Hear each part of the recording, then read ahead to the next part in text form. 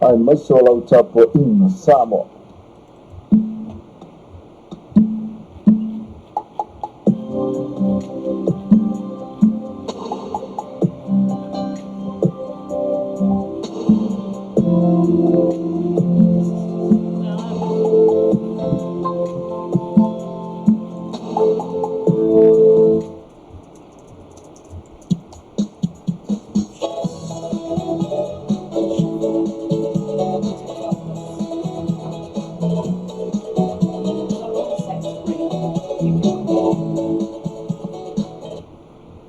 Whawhataitele lava i so tātou tunu, mo le tariaina o le tautua le tātou Samoa TV talasi, ma le tātou Samoa reo tala ave, ia so taitasi. Manua te reo whaiwalu whilima, ai maiso lau tapo ina Samoa.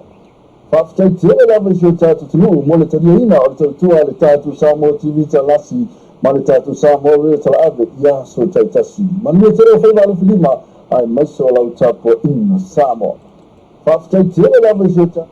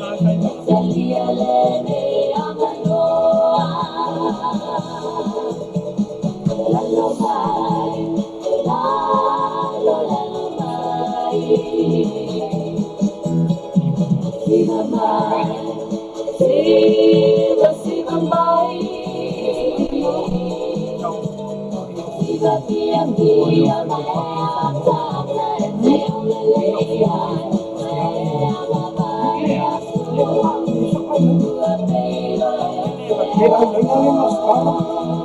Pero maskara.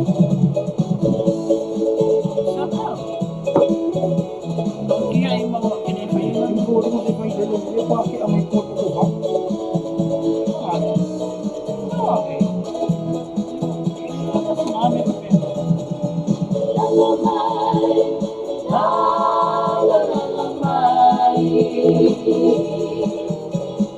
Siva mai, siva siva mai, siva mia figlia mai, te te amelea, lea lo male a su, la Dio se amo, lea su, la Dio se amo.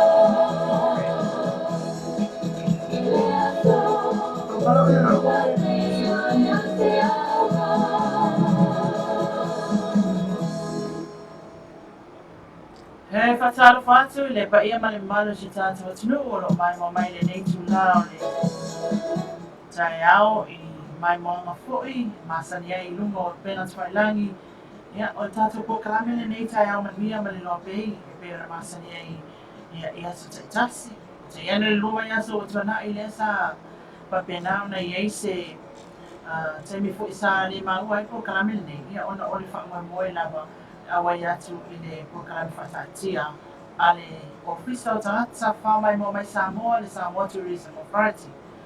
Tai au nei o leo wa tātou tai al whai le tai au MANUIA le rofu mleanga lei o le atua i le tatarunga Samoa se mano longa MANUIA le nā fwoi whai kungo al mai asu pio ni tuana i ia i le whiana e o tātou atunu ia ma le asupa ia o le ali ia nafi ia le asto na ia pe ona ia ile tākuni alo ia o tālonga ia ale Pasifika i sante lona sifuma le ono i se tātou atunu. Nei ia i tātou ngā ini se tātou atunu e lo whena usu matai au ni ia ono lo o whaia se mano longa o lo fo i le rua mai aso talo ai ia e wha au ngase a mese lawana i whaia onga ma ofisa sa whenga ia i tani ngā mā lo o le Pacific Games. Ia o ua maleusu a Marietta e peo na mātolu atu. Ia e mo ia lea i ne menga peo se whale lava se manolo. Ia e le whaiona tu ai le tātou po kalame tau la maona whataru whātu pa ima le malu sa mo. A fo ini meo tupu e le nalo ba yaso ia e ona si le whia tātou tunu. Malo so i fo Marietta. Ia. Fife lava e whataru whātu mai o le tūna TAEAO. TAEAO ne o le asunga fua. Ia leo tātou o mai na so busfuku i mai mambea na ma tau sanga. Ia e whataalo whatu e me TAEAO ma malu si tātou atunu. Ia e me sing tātou pā anga o roa pia pia. Ia le nei tau tua. Ia e whai mau pā anga whaafonga fonga. Ia e le aso le aso. Ia e pea o le sau nomina. Ia o le whaatai ai. E momori le tua nei TAEAO ona o le umwhai ona uia ni mai aso. Ia i le lua mai aso mai ia i le tui pose lilo sa matua i wa ia le pisi o se tātou atu. Ia le ngato tali ngā maa no ta anu ngai Pasifika. Ia al poka langi fo e pei o na tō mai moe fo. Le tau tua atu e loa pei e tui nātu. Ia ono le alanga lava o le pulengo tanga ta whamoe mo mai whafu. Ia o tanga tau ta alonga. Ia e miso i nātu na awe mai e mai moa ina ta alonga. Ia ma le tāna i siri o na lele ia i le tali mano le veo Samoa ia e alafu ia na tāleni ia e ale ngata i pesi o siwa aio ia ma vai ngape na pokalame le la vantu tautala i e ma mai moa ia i lungo tātou a whasalonga tu sao ia pe o na vatu tau tuale o le LOABAY e momoli e la vale nganga whaatai na ia tātou Kisi Company ia e le tuua i la lo o tō ngā pātia ia e mesora au tō langu ia e mawhai e lava o na whaatino ia ngā ruenga le LOABAY ia o si taimi ia o na tōlau lawa tōile o tātou Kisi ia māla tūtau tua o whai rea tunu ia a o lea nganga nā o le whaatai nei TAEAO ia mai whaamalo le manu se tātou atunu. Ia te loa se taimi fo i o TAEAO nei o lea lang whai on tui nātou tātou tara i tau ai mo le sila whia tātou atunu ia tu paolo lava TAEAO e leo i ni wanga ai mātango whia lava le whia mo i tanei tātou office au tu i whanau niu o tui sawa tuan nei whaasan mauma. Ia, ele ngata i lea. Ya, e amela samarit. Ia, itu saya fasili ia, fa ingal ba so ia mana ia. Ia ada funzau mau nai fa le tonu ia tinu. Ia ai fa sai sili le tuale o to e mo sino ma le sa po ia wala mali. Au na le funzu o. Ia o le sa ia no. Lo fa ko nge pa ro ka fi ko me ko fa mo le ma fa. Ile talo atu ia wala pito la ta to le ba ia le mata wo fia foi le auto passi tava. Ia fa fitai me ala te ia la to ngana. Ia mata talo mai no binga. Ma to fa amri ina te le atu ko Pasifika. Ia tala na ma lo sa mo le ngata i le lau fo fia. O mea tau ma fa sa ma fai o le tali. Ia o no fo anga fo isa no fo. Te lo ma to fa amri ina la. Ia ta pinanga i le ngata tala ina lo ia o le tapu ia lo ia fo. Po tau mai no sa lo Pasifika. Ya, mai lava ile taimi na a mataini tano. Ya, o mai taimi nei. Le ai lava masetala fa polinai ni tanto tunu. E po setala fo lo ai na fa ali se le fia.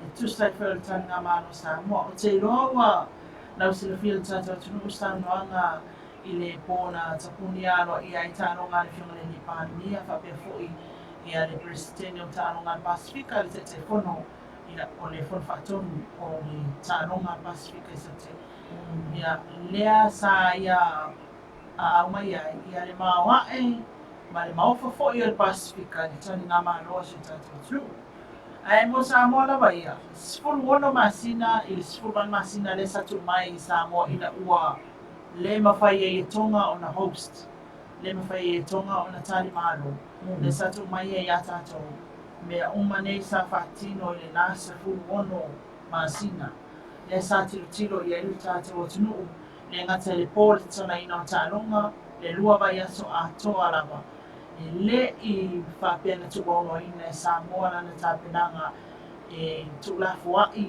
e whapa ole fo ena whai sa tilo e le ai a tono le ai a masesele i au ngā e tāpenanga sa moa a wai ofo i nuku manana whanga ma tone no fo ioi e kaimi umai mana na o ana i tamama tina ina ia mamanu ma fale ma teu whaamata mo fia ono le tatu te iai mamanu i tonu e tatu o tunu nei ia ui lawa o tatu o uso e Pasifika ia whanganga tā fo i ia i lato sa tāni ngā whai ia nai uso mai Pasifika ioi le toi fo i atu ia ai o le tana le wa ave mo le tatu o tunu i le uloang e kālafu Mari le loangi ngā mea ai o le tala lai ave o e mawhai e sa moa o na whai o se mea whapea siri atu ia o fo o te tino fo i whamatana mai lungo le o pena tailangi le tūnanga fo i lele o te tauna tato ave se tato bit mo le Commonwealth o na ati tilo i le standard ma le tamula a le o mawhai na o i sa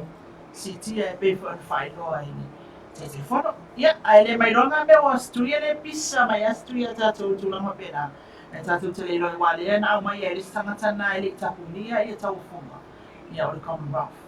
Ia o Samoa ia e ti ngā fo ile la ngona o le vai i teimi le nei ona le lua vai asu sa wha o ngase mai ia o ngata ngana me la ngona o le fiafia e se se tue fia mantua.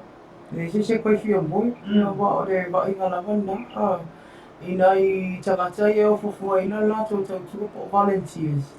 Ia e mo ia o le fai maua wa isi fia koe ngā sifi whengari koe kia busu whai kula pula ia a o le o e pia o na maua fo i saunoanga le whingari li pāni i mo mori ale anga ngal whaftai le ngata o ta ame nā tau ia tau ina tau e tau sini o te le whaangata ia a o le loa le atu e sa e moni ala saunoanga mai na le ia se sere i se sao e le tau ia sana maa ia ina ia uli masao le wha moe moe.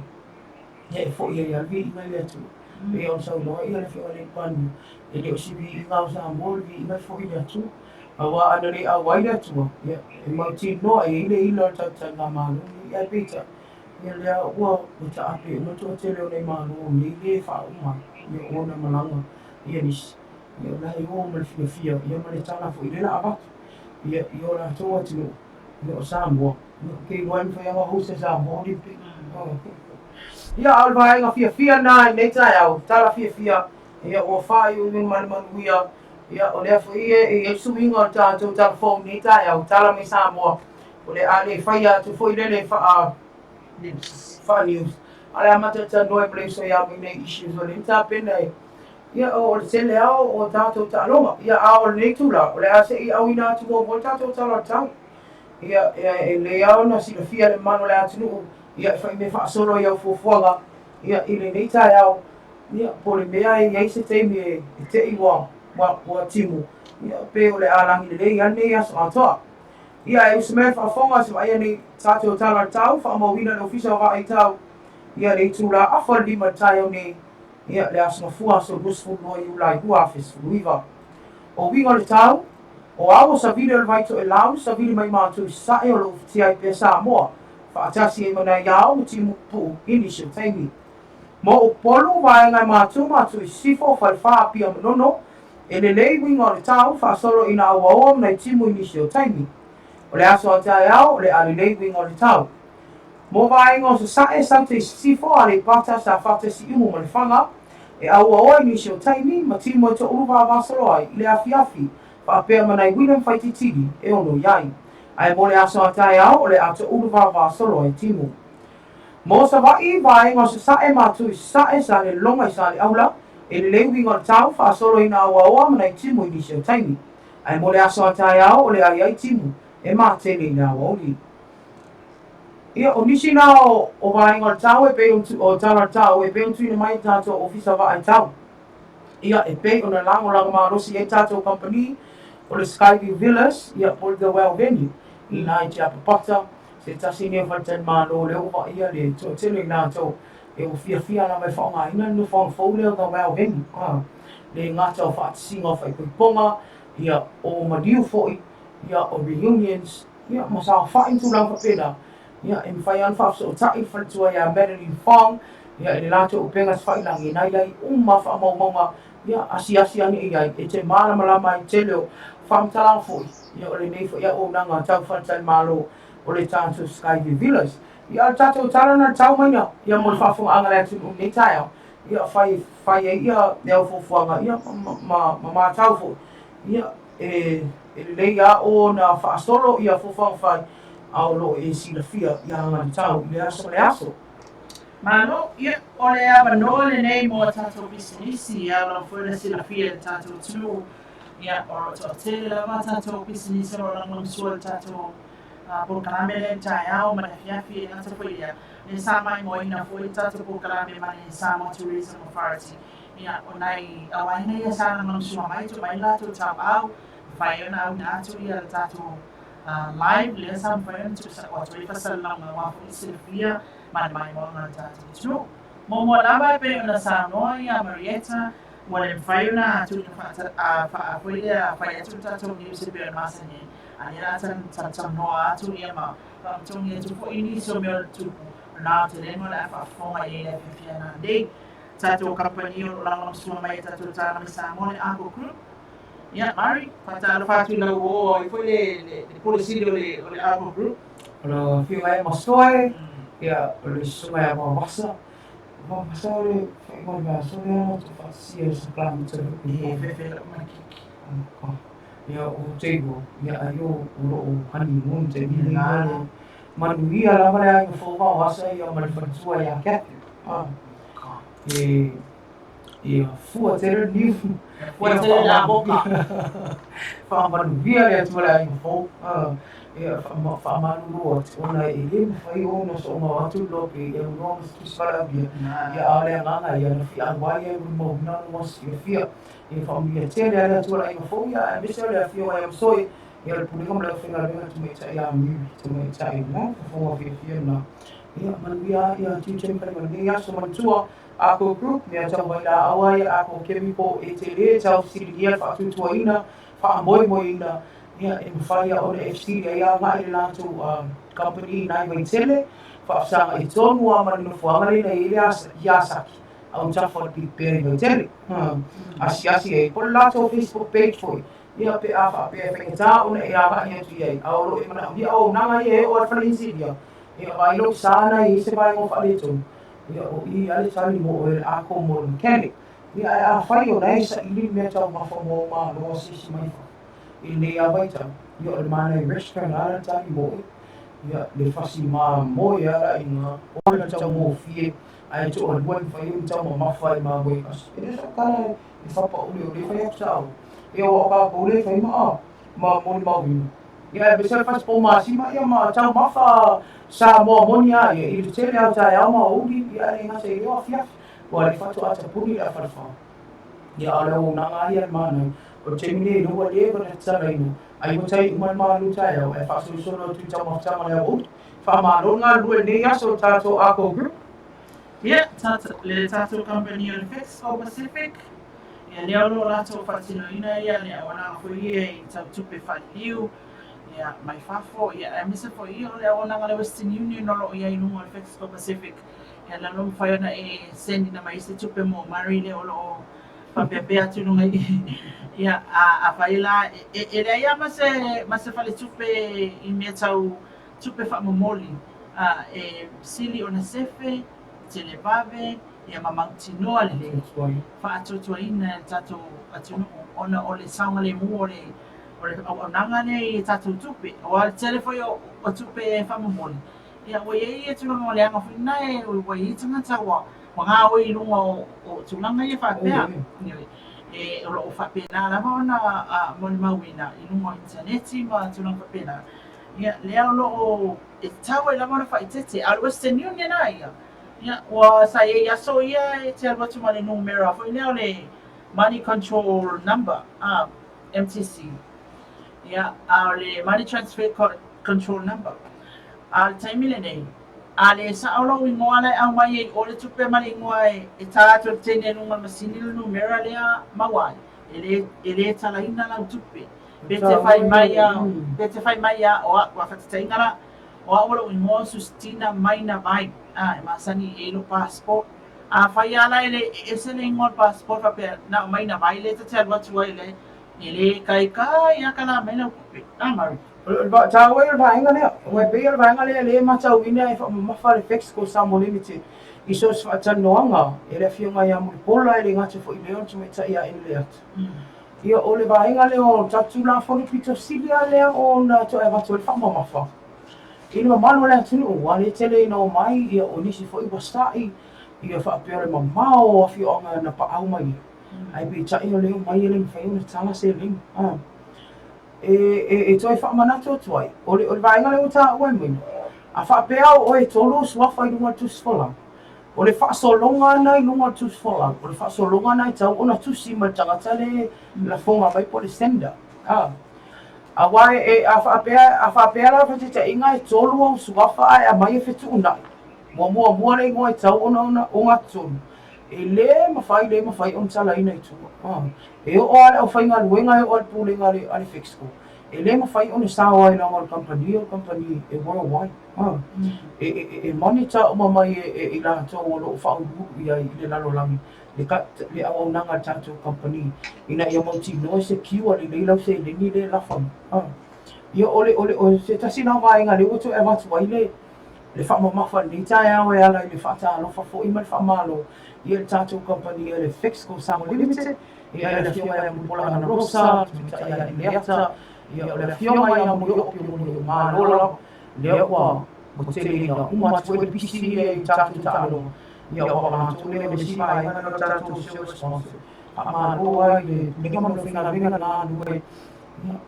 E whai ai o tō mea sisili. Ia MANUIA e tatou company.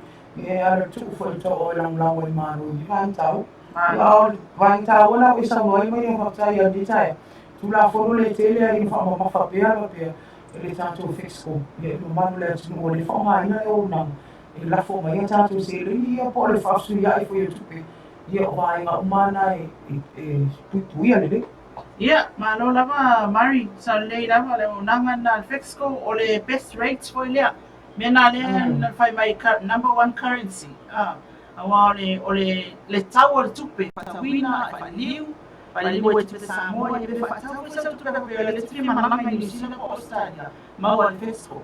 Nga ia I le rate, mama venga mo oi awai te watu I o fa pe I wale la bala ka kupela na ka kai rates ka ka mai ai le ya le fix ko fa mai loto ya mai tali le lo mana onga ya pe on sa no ma rita tato MS Rentals ya le firma ya almao ya male di ya male company malosi yes company malos ya MS Rentals yo le oi wei fi swing ayo ai MS Rentals ai mari leo base happy awale foi ia fi frustrated ai fa fia ina ia kamalo sibe na paenga ya amo pen ya ore me malos ya le ma fa ina mai ai la ia fa pasino mai fa ina man ile tato lo vai sole Samoa Tourism Authority program le sa fa ina man fa mano pesta mo ina ukikilo mana fa nomo ia te lo ia o mana fa sino ma ia ona una fa nomo pesta lo kama sibe mana mai le la MS Rentals o le lato ona ma te le tasi o ta vale man foi le rental cars ia o le lato fa ina le ba lele ma wa mi ai Samoa Australia ma fa ta wa mi ai Samoa mo Samoa Pascua Olei Olei o fai ai reng fai ai fua talo ufi le ma pena ia o lato fa lo ai o ile wa fu mo fanu ia man lato fa lo le I lo fonga le MS Rentals I fui ai la tala le wa fu mo fanu ina faktu tia e te anga ia tu ia Sheraton ia ile umia pe 2 minute te wa to ia nga ile wa ia e tau atu roa le MS Rentals na ia ni so nanga le MS Rentals lo e Silvia Marit le ai na o te lo na wai pa yo mo te le vai a talo fa toi foi listu mai a monga merna e o le ina o tele ina ia ina va ngale le va le te me tau no ai e pasis ma na ia o nanga le MS Rentals le te va ai ia I le la tau fu I sangi ia e whawhiloa ia la tau pasisi o se wa inga lea ia manisi o isi whalita avali ia e pe ia si wa inga lea tele ai na mua mua I foi ruma ia ma pepa vai ai e uku ma fōlinga e sele e whamuli e loto ia ma aloa ngā lului ia I le tātou MS Rental ia ma la o tō foi au nanga ai o le sia tātou company o le Cafe Naturano ia le whale tua ia Lucia Kani tua e sena lafu fonga fia so stem kere vo pe stem fa o mo Lucy sia me se ole fia mai am tua na hai sia ta lo fasia ni tai o mo vela scopa I sungo lo mtu a e fia tali ton wala me tau me ai sa mo ala ia tai au ma lu tai asi Cafe Lateral au ta fa ton wal fix I nai tau fusi e te tali ton o ia e o so fua lo laulili ma lo mauna e afa afilo ia o le fatu ia Lucia ia me se foi lan au finga ma o ko au nga sisi lau fonga fia tu au dili ia ina le tato fale ingana e mo fai ona family nei o ile ngat ile awali tatala se me o le afa fitu taia te mila ne o lau ta pena ta mo ftanga le o ilo pobri le mambu ia ai o le supo ala o mambu se lo fia I ina le Cafe Lateral e fa la so vai non oi vai fiu le fiu foi lea e fai mea ai ni o le vai la na te le la so e o atu ia e fa tau mai ona o manuia I ngase o tino pe o le ngumu ia o meti nga o le tino ia o fa ama I foi le pisi o te le ona a fia tata o tunu pe o le tutu mawalunga ma le suka o ina le fa tau mai le te le o vai al pa ia mal malu si tata o tunu ia ile tina ia Lucia e se foi au fina venga la mata fia ma lo fa tai lang so mai tata po kalame tai ta se me se foi tata po kalame ne fiafi ta me le Walex o feeling more ka friendly Walex show come on show mo Nathan Wilson ia ma le fio ga ia tanga loa te lo le to te uma tanga loa I le fa mo foi sa au ai atu ia wai pe au si le fia o le Walex ia e fito I tonu le fionga ia tanga loa ia misio na ano ia Nathan lo fanga ia uma tele vai au tanga loa o a members tenio tanto susi foi le Samoa Association of Manufacturers and Exporters ia po le fala po toa ina toa au si loa au ina tu fa foi Samoa o se whakaputunga e se tāua. Ia pe alo whawai ina mai ia o leo whaipisi lava o lātou whausia ko ila vai tāua. Ina ia mai mo fo ila langi I le oa o lo ia lima o leo whaipisi tonu la Samoa. I o loa ia whai una wina tu whafu. A le Walex lava la ia, o le lātou lava la o loa e leo a whaisi na o ia to a tele. A misa ia tunu e Europa, a sula tue na I tāni ia mai o mai. Amerika, Hawaii, o le lātou kokoloa. Kokoloa ia o le o so'osoi ngā suka lati, pepa koko, e whai me tātou lava ko Samoa. O le wāinga le sili o na mana au ia ia to a tele. O nai, a e tau mawhai suka laki me. E peia lai te, e peia o aso ia ki wa ienga whaapa o koko. Ile tau mawhai o mātua hoi mai lātou fia I le koko. Le mana ia I o le toi fausi ina ia ma le na namu o le o manongi o koko. Le ala wela mona I tono tātou sukarati ia. Peila o na a watu wa inisi o tunu I whafu. Ia o o tāpena fo le wireless. E whailoa ina le si lātou fo I a flavor o le koko loa alwa ia.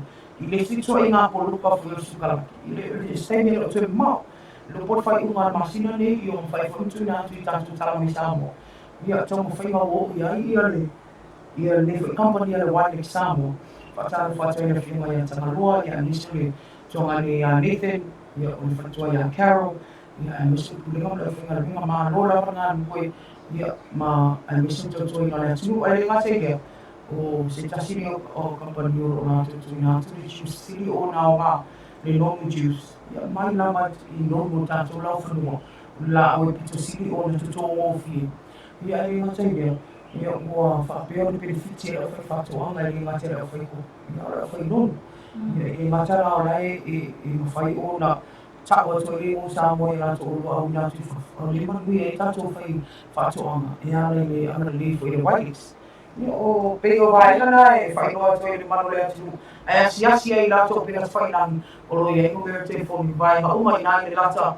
Whafsama e tonu ale au ale anu tua le wireless ma le e kālisia le au maungi o wai nā le lata.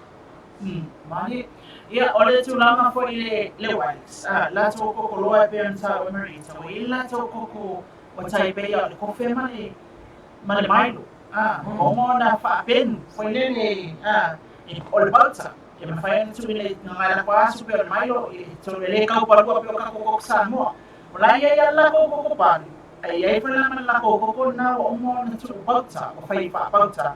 Ia, na e whenmo whina le asu mai la wipu lini e mai vena I se e wana mtu I sina suka Ia I, mata mafu. O le tulanga na le niso o na ngaro whai e le wireless. Ia tato wona o le when ia mana whio mafo I ata loa. SSIP, simply the best. SAP.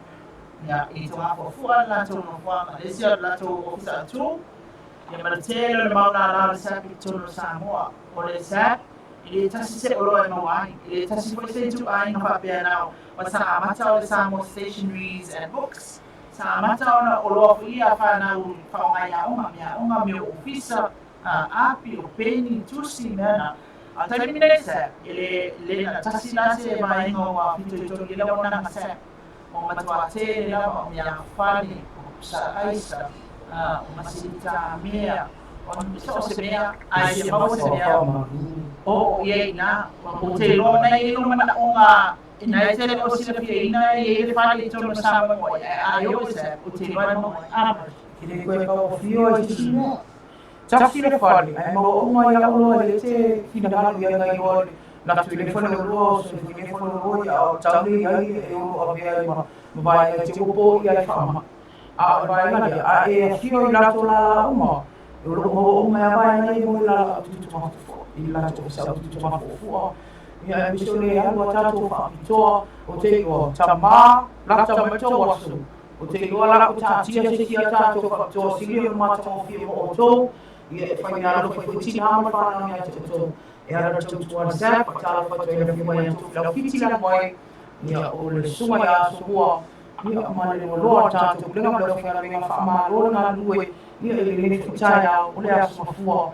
I le tau a mata tātou a runga bise. Ora o tō isawa o tō resi silver sponsor wha lo lava ia e whia mai a tō whilawe mai sina tātou sap atua le whaia ia fōi e ala la o tō wha ilang lango tātou ta anua Pasifika. Malo, ia o tātou no ai tapisinisi. O le so ta I mai ana whia mai o fisili o pūlenga o le matanga venga o soi fōmanu no ina le whia mai usa Dr. Take na Seri, yeah, my friend Elsa. Ia lo whapea mai, wa le sa email atu iai, sa la fonte e whia autustusia.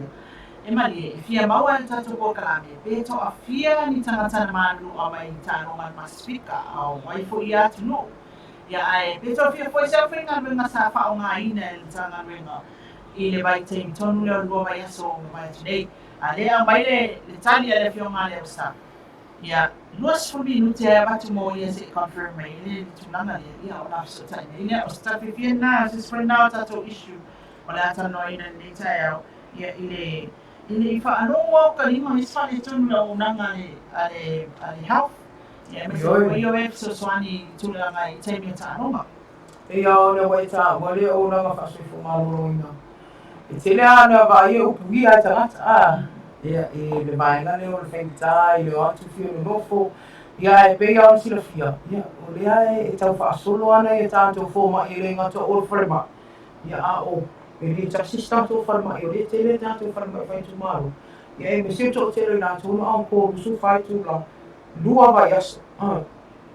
Pei a le nasau noa le whio mai a le ausa. Ia I whatatanoa ngai amataina ta aluma. E le tu o no ina e le tawa venga na o nanga I tataro le ngata no fuanga o mai e tan malo ya o no fuanga le fa tino e tatu taro e ses no inga le matua I te lea o nanga tatu tanga venga e fa malo e le fiunga ia I le tanto ul fa tonu fo ia le usa ia tatu take na seri ia e me sio tanto pulenga a tomo le fenga venga ia ina tasi soi fu na fu mai Whamaro I la o tofu I te tāua, ia au atu I whamaro ina. Nai e tātou au tā au leo o mana tāra whiwhia. Ia, o se tara whiwhia na o lela tātou maua foi se reporti mai le tātou tanga mena sui whamaro loina. Nei se tātou pisini se o lo lang sua le tātou programe nea Motonga Complex. Le whiunga le whalitua ia sufari, ia o le pulenga, o le awhenga luenga, se tasi nei o nanga wa loa I tonu le atunuu, ia I le ngata I lātou whaitani mā loa te iloa, ia le whaiua tene I nā tau mā mai fu le pise si vaenga lea, hau I le na tani I futua tene I lātou, le na malanga mai moa I na ta anonga, ka mā loa I le whalitua ia sufali, ia ai mese, o le lātou umutu, umukuka. Ia le Chef's Kitchen. Ia o le si fo I lea whare inga ese le mawa I fo le lātou menu I tele ntuk mai. Ia I le ngata o TAEAO. I maru TAEAO al te mine la hotatanga. Ia o le awau. I whai alala o I whiwhiringa le whare inga I teilo. I whaamdia ina I lau loto. Au I fo lea le whare inga le motonga. Ia o te whai atu e te tantonua ka e asi ia. I le lātou penga te whailangi e me se le lātou no whanga au tui ngai funga lei. Ia, e le ngata I leo o mea whale sili o na ana ngata ia e te maua o mara motonga. Ia ai whahi ua I roi lātou whale ofu. Ia mo se mea alo whaina I au o le lātou I malanga ia I atu ru mama. Malo, o le Skyview Villas ma le The Well Venue. Ia, o le asa lango mai fo I tātou pokalame ia le uso ia Madeline Farm. Ia, ai me sei foi. E le fata a matale o nanga le ale Skyview Villas le The Well Venue. Le o le nofuanga na. Wani ni tulang foi e te fia mana o fatino I taipe o fai poiponga o so fa now o se reunion na se ainga e anga ia. E no foi la lo Skyview Villas I fale mautongi ia o ina nofuanga na. Le a masalo e asi na mato page no Facebook le LOABAY Global Networks. It's a tilo yata. Oh, cause it's a romantic space. It's a romantic place. The Well Venue. Pingale e ke manatua e uma lofa koi ponga. E ona mai lofa now. E te fai vai. O ka se mai ma ponga fai I me ya. Ore nanga na fa Madeline ma vai ngale Skyview Villas. lewa yele no fongo fai ngoi na ole ta well beni mari beya we fe ko mai so mai ni man Jadi kau aku le kamu supaya kita aku kuafi. Iko foi sesi fai ese ya ai loa kau kuawa simenga ki ai fu ya ole salamon ya tane le sitana ka ya mani. Ole ma ma nei ya ole ma wa ile na fa ne te wa tau tu inga tau le tau e tau pitore o vela. Ora bega ke o kilam. Ile ma lui te biuma. Ia e mesi ole ma nai o se manga ile ngā tau tongala au ia ole ma nei o ngā tawhalenga I nā I whaatula mama ia e tātou au nanga stai villas. Yeah, mai tātou whara tonga tata whamai ngō mai le tunu Samoa Tourism Authority ia ma le lato tau auto mai le ena ma aia I le mai aso ngō mai aso tanu ai lato ko kalami ia sa mai mo I tātou tunu I whawhiwhianga le ngata mo tātou mano sao mai hona o le Pacific Games mai ata animal officials ia o tātou lawa tunu awai pe o le saunoanga lea whamatua inu le mātana noanga na ia whapea mai ai e whai season e tangata po ia visitors like o tourism i kaimi o mai I tere mai I taimi o le ai e yani tourism au Samoa Samoa ia I kākoa inga ma leo mai mei whafu e toi titi ale se taimi o tausanga e leo mai I tangata Samoa o nao tulanga le sa whai poiponga o maliu o aso whanau asi mātua ma ainga I liu tōwhanga mea nā lea leo na whai mai ia lea whiunga whamatua inu ia o ngā ele tātou live lena tu I nā tu I le rua vai aso lea langa o tātou ia e le malolo Samoa e asi mai pē tātou tunu ia o se tupe saa mai nai tono o tātou tunu awa e nana e tu vai am lewa lele awhiki whakaua se mei ngā duty free o le alawa se mena e sau e tipi e ave ese to ese meni tax ma mea whapena ia lea e maua ele tātou tupe tātou tangata e asese mai tono tātou tunu sa ave fo tātou whaftai na u whahi ule le pokalame le lasfarele ona o le tūlanga o le whatawa hina le Samoa Tourism Authority o tātou LOABAY Global Networks e wha lauiloa ai le latou pokalame lea pe an ta ua whamatua inu. Le se pokalame whapea masani I tau sante tasi. Ai o se tu walalo mai kapeneta ina ia maua se ha manua. E fia I tangata I oro o tono tātou atunu sili amane ni maafe athletes and officials ato an tangata na o mai ta mai moa. Le sa to va mai tono tātou to ai mai Samoa le ua mai aso tona I. Taimi nei la wā matato ia ngai ngai e se atangata ia. Awa te le lato tupe matamau ainga sa mai tono tātou tunu wea lai lato whaonga aina. Ia whātau se mea alofa. Ia sa e koe la lea o ngā o pokalame le Samoa Tourism Authority. I nei pisinisi la Haiti. O ka anga piko I milion ngea ia ni mari moga yasu. Ole ola uia la vainga mai tau. Le mātau atu iai. Te loa matai mo mōli a whaafatai la au whewhile inga I na whiunga e whamtai. Wai Michelle STA. No wai re ngawhonga fō o whia lua awhi kolu mawhi li lua vai asa ni. Ai nā tōru se lau lenu whaiu tongi tono lua vai asa. E mōli e lea nganga o whaafatai a whamtai. Ia. Ka ilo ai se CEO lau whonga whia me leo ke vai. Ai ia koe pai. O le CEO wā leo CEO uma. Ma mōli a lea nganga o whaafatai whamtai inu. Ia. E whai ai o ele tōmu tanga luenga mea siri. Ia ma vi ia o tō ia e lese vi ingo sis. E vi inga e fo I le atua. Ona o lea na maua ai si nei lau. E sui e fo I se me ta whawhao e nei tangata. Wa lea na vai. O le o tele au tangata na malanga atu e lango tātou whamoimoi. O tangata o si o tātou o tinu. Lea na le whai o no o I ta anunga I se wai se no whanga na whai ai. A lea na o atu e lango. Ia mana inisi au tangata ta alo. Ia ma officials le num whai ona atu mole mauina. Ma mole e lea nganga le whaatai. I si nei fo I pō kalame I a le ngatai lea. O nei au whai pisinisi o mea tau lima ma e le intu lang whapena. Ia lea ana maua ia na ia lātou manuti. Ia mana e tātou māloa lea ana ia lea lio e lima whapena. Mari, ne ia ia sa pisinisi ngalo pe misi fo ia te au. ia a e mantuani ia o te mini ia o le tasi ia tu i tamta upo TAEAO. Leo te loa e o ngā ene lei lau membi. O ngā e fresh alo membi sti. Te loa na wakawa o mata te opisinisti. Ma company ia pei o na lango sua. Ia ai e mabodi ale anga ngal wha malo fo i TAEAO mtangal winga umal malo. Mtangal winga wa onga, mtangal winga wa mtango pulenga ili tise. Le tume ta ia moe a mise pila kamala winga winga wha malo. Le whiunga ia tolo mata. Ia e li whaingo fia la o to o nanga. Ina ngā te ilia mtanga winga sui fo malo ina. Ia o vahenga o nanga fui mu.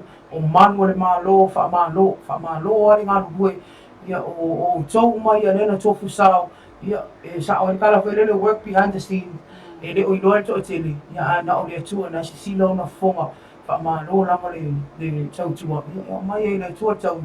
Ia fia maua saka volunteer kai minge ka pipi e as a friend ia nga vela kilo mo ko la wala na wala sa ni ia ala ni ga me li ka fo e ia nei fu TAEAO la singa fua yo ke la fa mama pela yo au te do la cha se sina ta fa salonga business sina pese ia ona foi mai le ava ngam budi ta to proclame TAEAO MANUIA LOABAY. Yo tan celoso por todo lo que Dios me dio. A las mujeres de ellos, mira como yo le doy. La pongo así, le camino así, yo le bajo así, me la como así. Así, así, así, así, así. Ahora dale.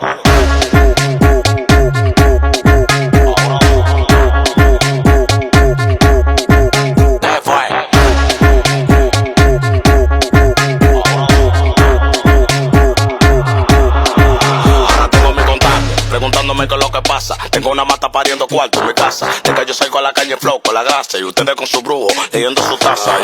¿Qué es lo que tú dices, bellaca? Me gusta la colombiana así, de berraca. Que le den paca, tenemos la paca. Y como un pelotero, pum, te la saca. Ellos tan celosos por todo lo que Dios me dio. A las mujeres de ellos, mira como yo le doy. La pongo así, le camino así, yo le bajo así, me la como así. Así, así, así, así, así. Ahora dale.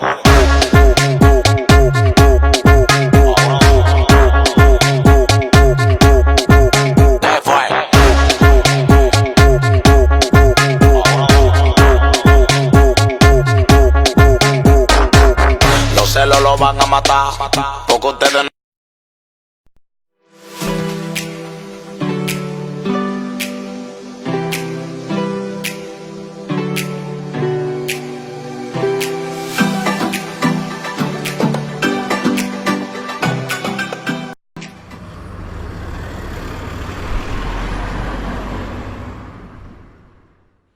Let's Marvin Gaye and get it on. You got the healing that I want, just like they say in the song. Till the dawn, let's Marvin Gaye and get it on. Don't keep your secrets to yourself. It's Kama Sutra.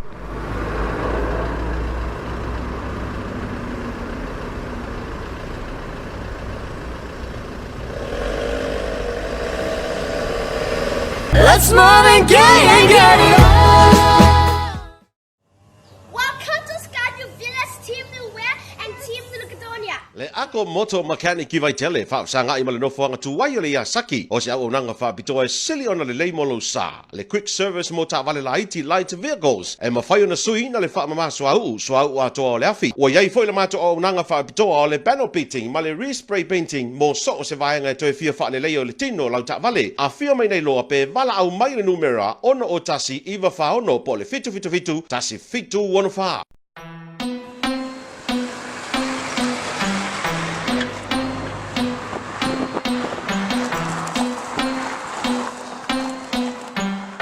Fresh boy on the beat.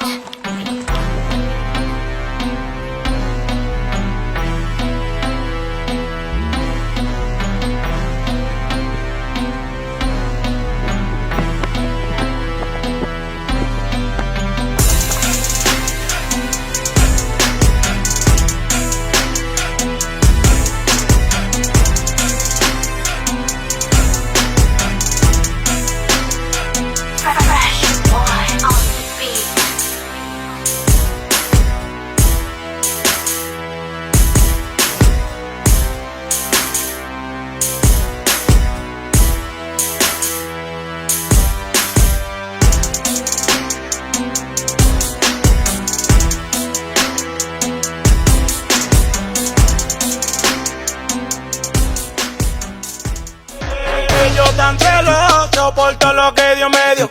A las mujeres de ellos, mira como yo le doy. La pongo así, le camino así, yo le bajo.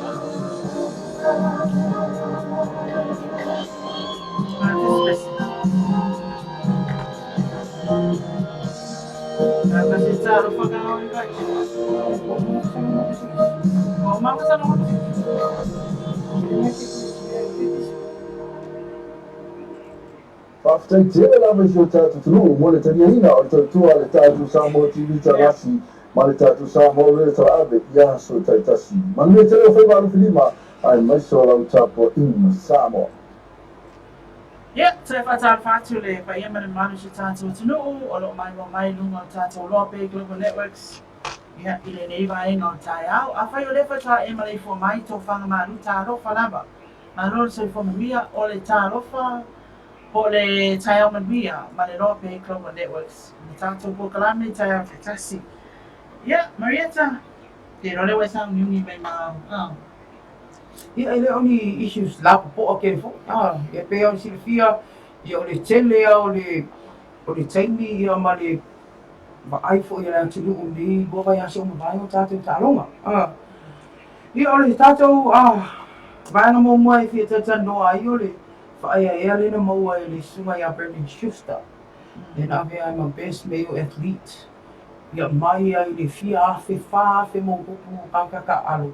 Ya ni mo mo ai le fili komiti ala I no wa tasi I pa luta komiti ta wa no mo ai le alo le o le atu e ui o le na le fa yo na wa I ta wa alo fa lo ya le na wa la pa mo to su sulu yo to ale o Brendan ya e fa mo sui foi ya o Brendan e tu na tu no fa lo le o se fa ia na ti le no mo no le ngo sa mo na tani nga malo ona o mo fa e Brendan ona si le tūlanga le tālunga a awisa mo I sila astanga maua lunga mo te mine o lai ko lea I le tātou e sve tātou ta amni sanga le langolangi ne filo ai ia Brendan tāna sia ia tong whainga Brendan ne vai as ia MANUIA aloa al whaiva ia o se vaenga na e fi a mata I tatanoanga I le tūlanga lea pei o na iai le whaia lea le special award lea maua I se tangata alo se atu sili na o na maua lunga lon tulai mai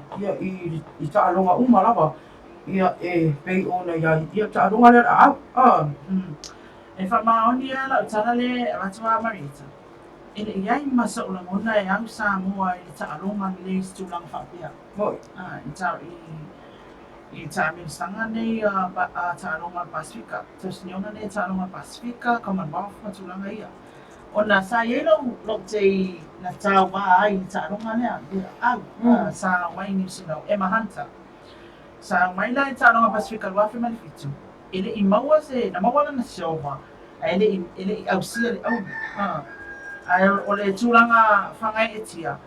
Ele ia mangi kala whaalia foi nai sa au mai mua ai le amatata anonga Pasifika wa peo Brendan no tatu tama le ave le au le tau la mua o le tau la I le vainga Samoa peita I ane. O le makua I whaaya matango fie le mea tuku. Wai pea Brendan o tangata na lua lea na lua I aurua Samoa na mawai na wamai ale tamaita I lea ni na fine o water. Ile Gio. Ia Gio. Mumalo Gio e so o mai no ma Brendan. Il tato lona lua I auro. I pide auro na maua. O se sa ole le fa upunga mari. Ile ia fa so na ngona e ave Samoa le award le. Awai e to tele tato tu wa me se tower ele li palimia. Le tu fo le vainga le mai Melanesians. O ele se ta alonga ele awai tangata ia. Ai pe ole na ina le li palimia le na mai. E o kero ka lunga le misi ka kanga ka le tangata ho I ta lunga ia ole mafu anga na. Ela ia tele ia pinya I se tunu. Ia na sta io ai na tato ai na fa pe tato te awai me ta lunga.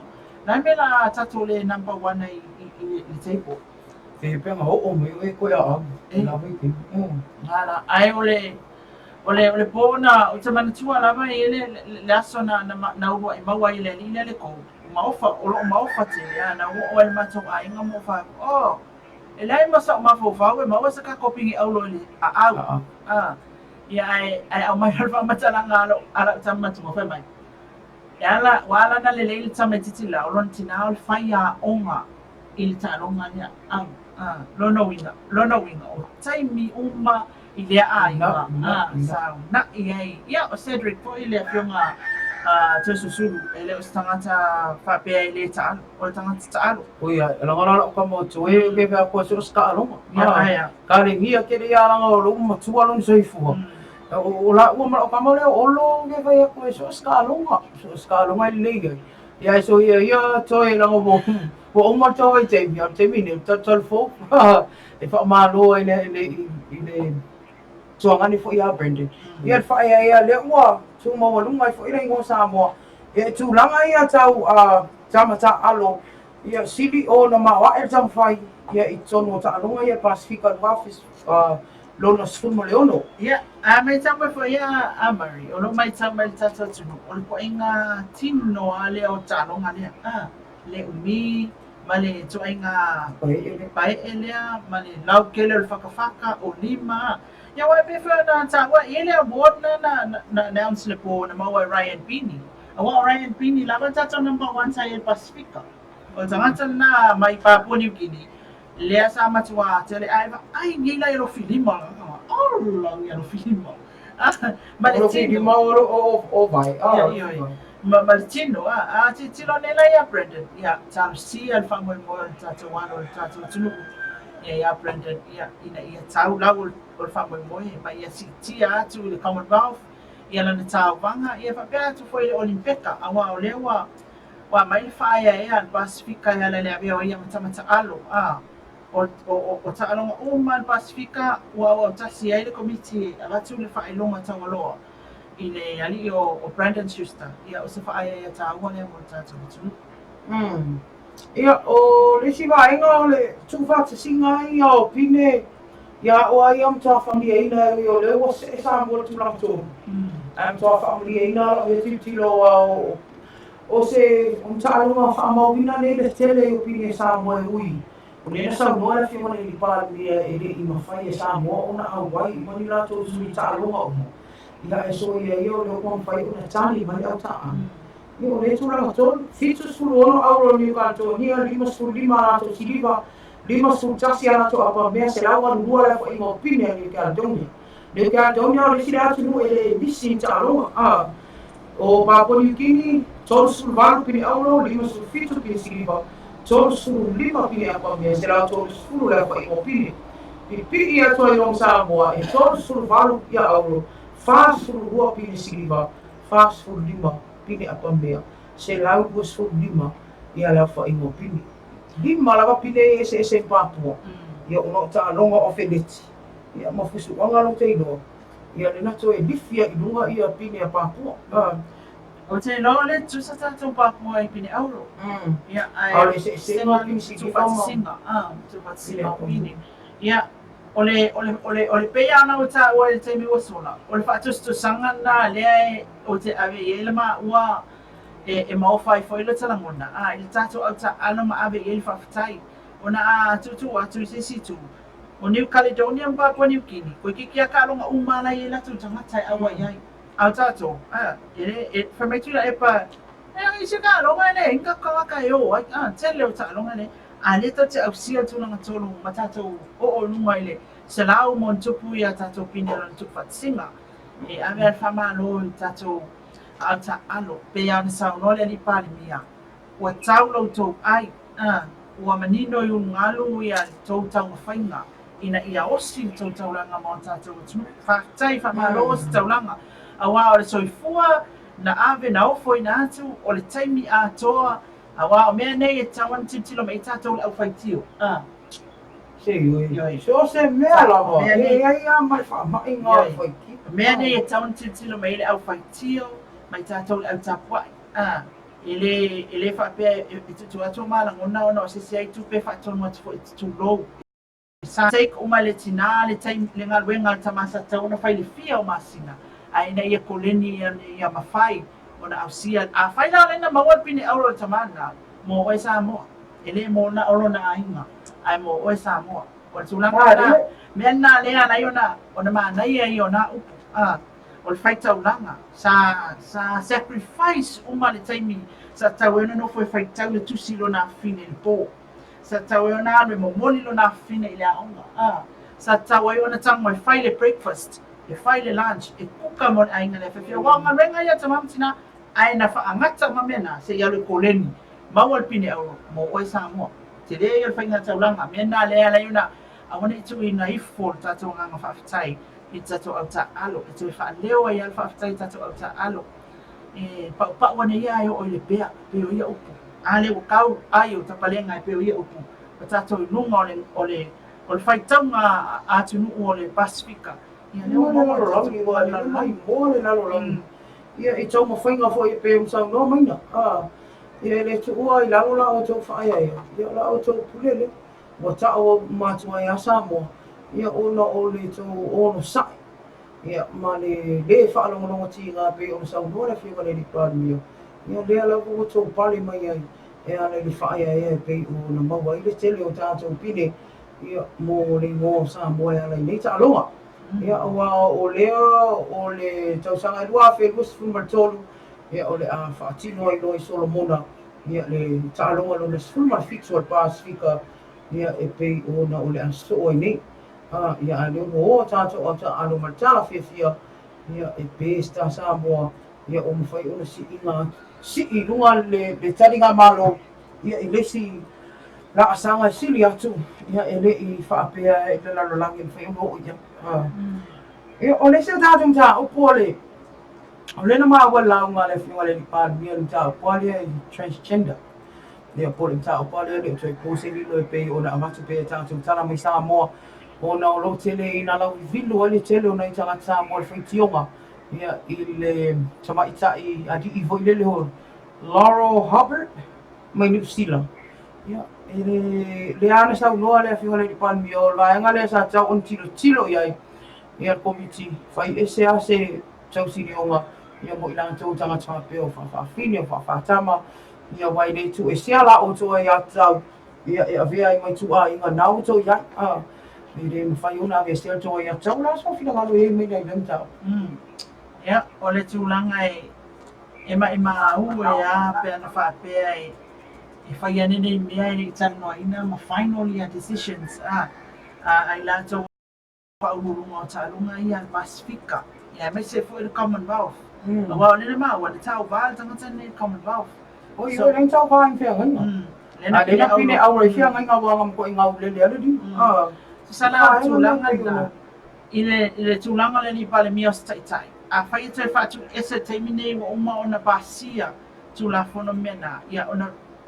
tau le Samoa wale fea na tau vanga i whaalanga mai alalangi. Ai sea, nanga lawa umana i oe, umana tele o atu nunga Pasifika i tau wā, tangata lea ele. O le aso tato le whiwhia. I le koe isi ka koe mea kamwhanya koe. Ai pa wala leo le mea o ke whiwhia ai.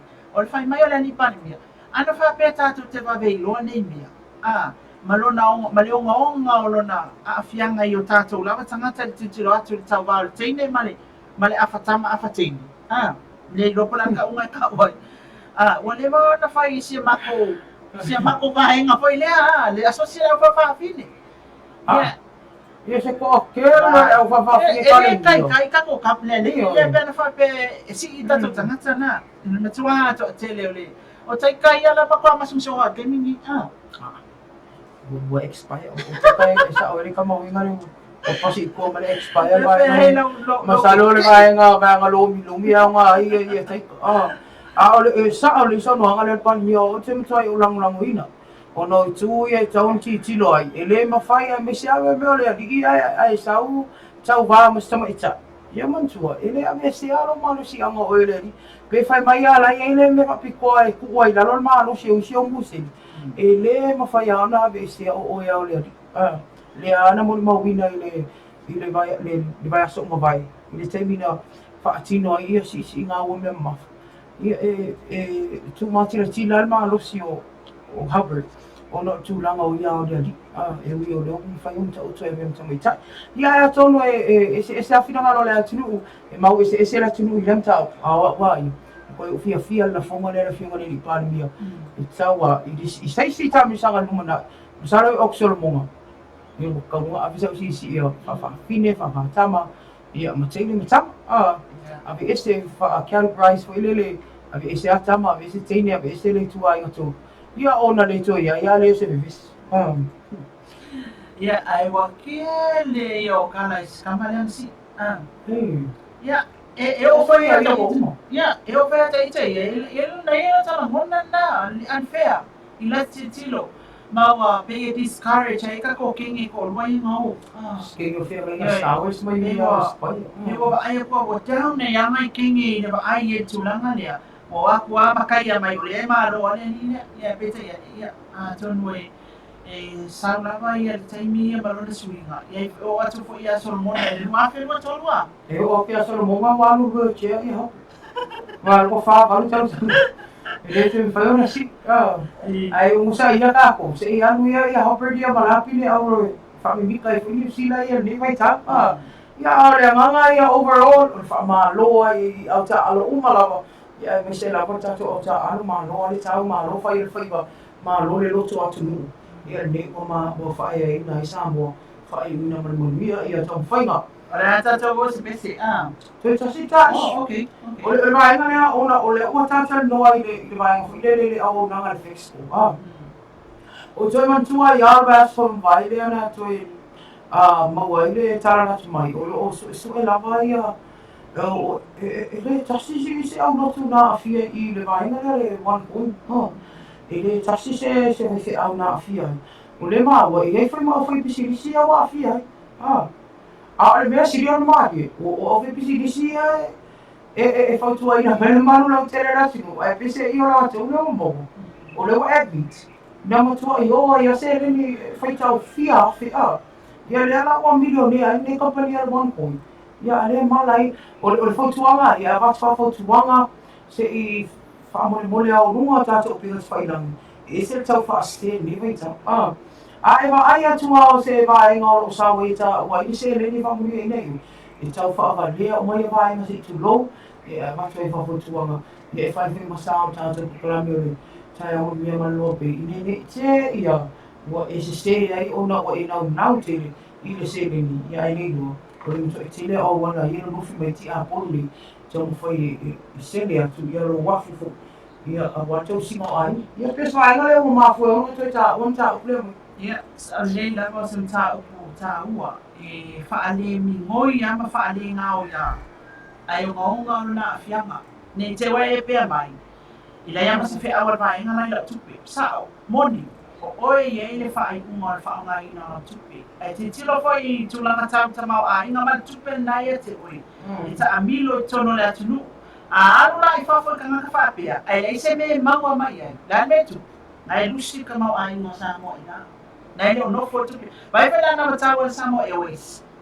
Lele Samoa Airways whamanuianga e no for la tono Samoa. Le winga na upo na o nai Whapala nge ma se kesu. ne fai so o estamos soi tulanga May you fly Samoa Airways, money stay in Samoa.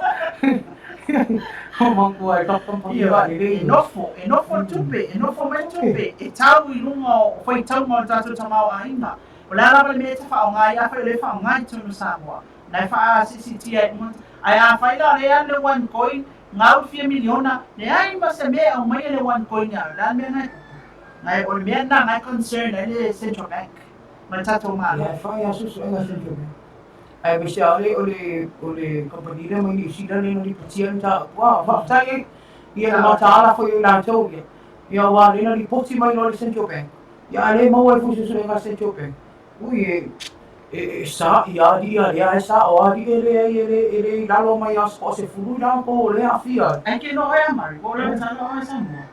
Si okay, o fo ni ko ko mi ko le afia ia se me sa ko ko ni E no, ma le la qua le sa una pizza pe fa tani mo sto masina. E la tu bui e la tu. Aua ne fa seina tatu atu na ta na na ia. Moni. Ia te no ia o le wa. O mai le si ui fo I o ta po kala me ni TAEAO. Ia e moni Le ni ma wa se tatu so te inga ma le usa. Ioi e fa manu bua ia le maro le atu. O nei mo ia le fo e tua fo ia fia mai le pulfa atu.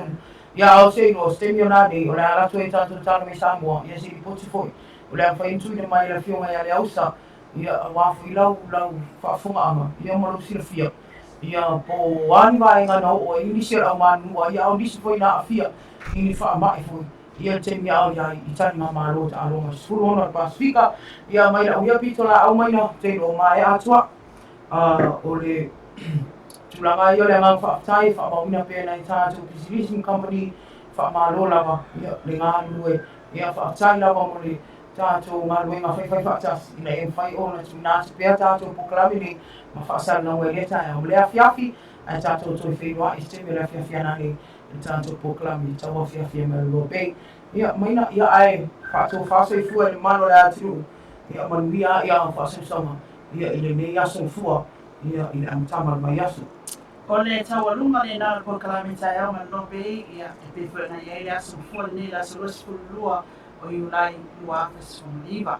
Pa tai mai mo mai tata ko kalame TAEAO nei. A le la tata tu pesel nei. Ko kikia le se fa i le tata i luma le Samoa Tourism Authority i le lua vai aso nei la tau tere i usuina. Ma mai ia le sumpa tula i lunga whangai hui me ilo tino TAEAO nei. A dina. Pase kua.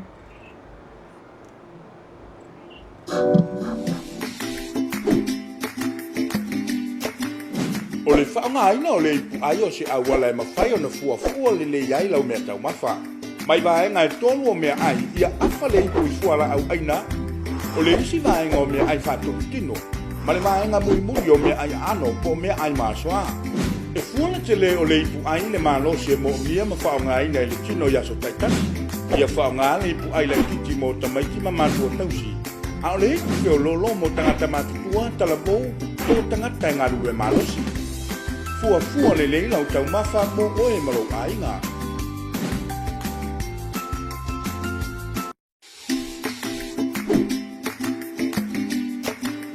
O le whaanga aina o le ipu ai o se awala e mawhai.